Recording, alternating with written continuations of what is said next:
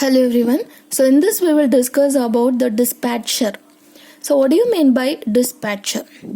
So whenever you are going with the scheduling concept, you need to execute this dispatcher function. So it is nothing but a module, or it is nothing but a program, sub-program, or a function that is to be executed whenever you want to schedule any new process to the CPU. So first one, what are all the steps to be followed for executing this dispatcher function?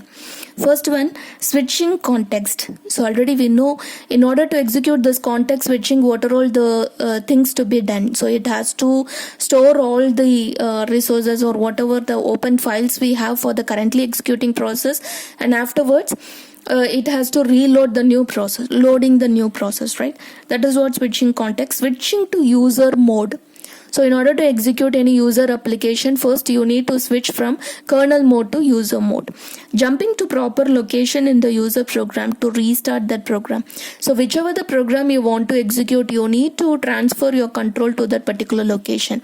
So these are all the steps to be followed whenever you are going to execute this dispatcher function, which means you want to schedule any new process. So these steps to be followed before scheduling the new process to CPU.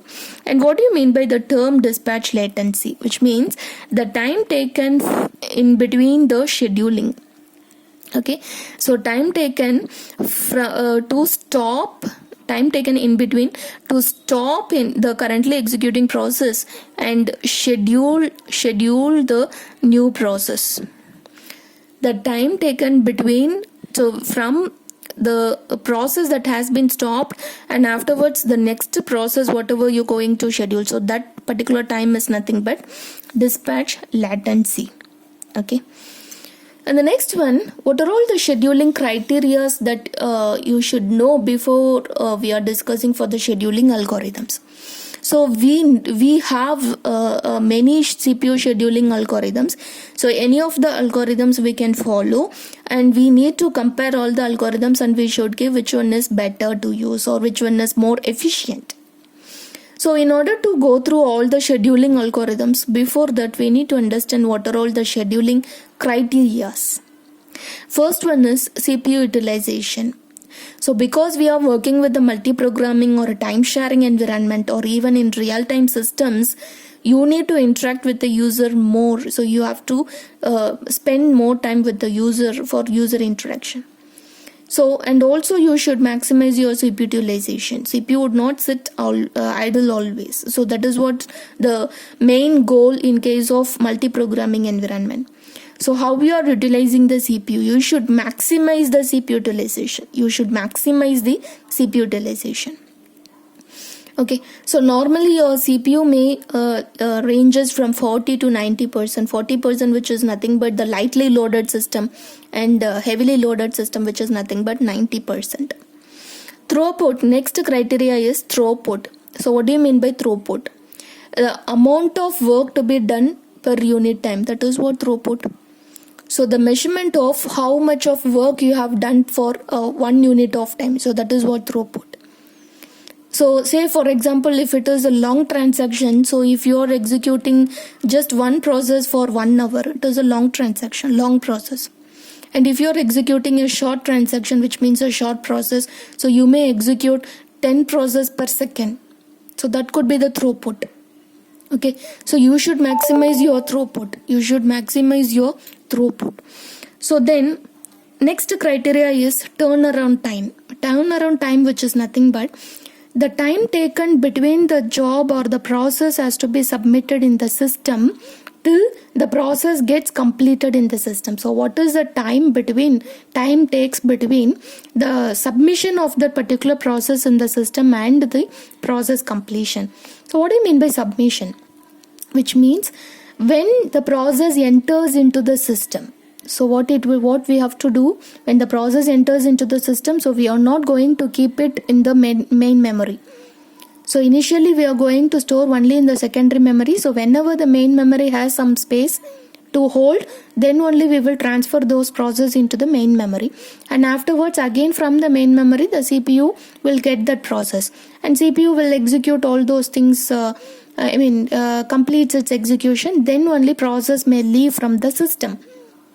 So the time taken between the process has been submitted to the system and when the process has been left from the system. So this is what turnaround time. Okay, and the next one is waiting time. So this waiting time is nothing but the CPU, once the process has been given to CPU, it will execute it, right? So before the allotment of process to the CPU, so what we are doing, the process will be waiting in the ready queue. And again, once you schedule the process into the CPU, it may require some IO operation has to be done, so it has to wait in the IO queue. So the time that takes or whatever the time, it is actually waiting for something to be done.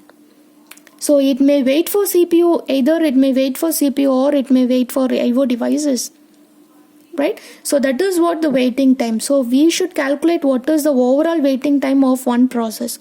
We cannot say before the scheduling how long it is waiting. So that is not the actual waiting time. It may wait for some time before scheduling the CPU, and after getting into the CPU, also it may wait for some IO devices. That is also considered as a waiting time. So how long it is actually waiting for either for the CPU or for the IO devices. So we need to calculate the both waiting time, and finally we can assign so one of the final waiting time for each and every process. That is what waiting time. And what do I mean by response time? So response time, so whenever response time, we can say when the request has been given to CPU, right? So when the request has been given to the system, when it is actually giving the response, that is what response, the time taken between the request has been submitted and the response has been given, that is what response time. We cannot say the response time, which is nothing but when we are getting the final output. That is not the response time. So response time is when the particular system is responding for that request. The initial time of that response, giving response. Okay, suppose if the process has been given and it is actually maintaining in the ready queue.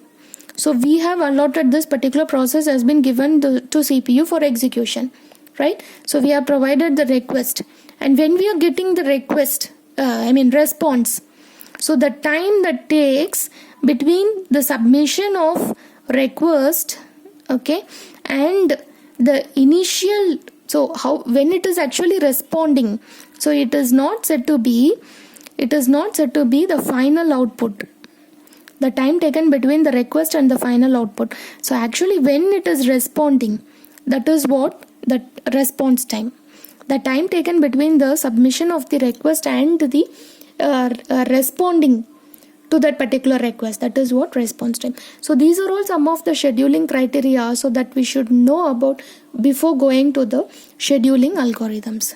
Thank you.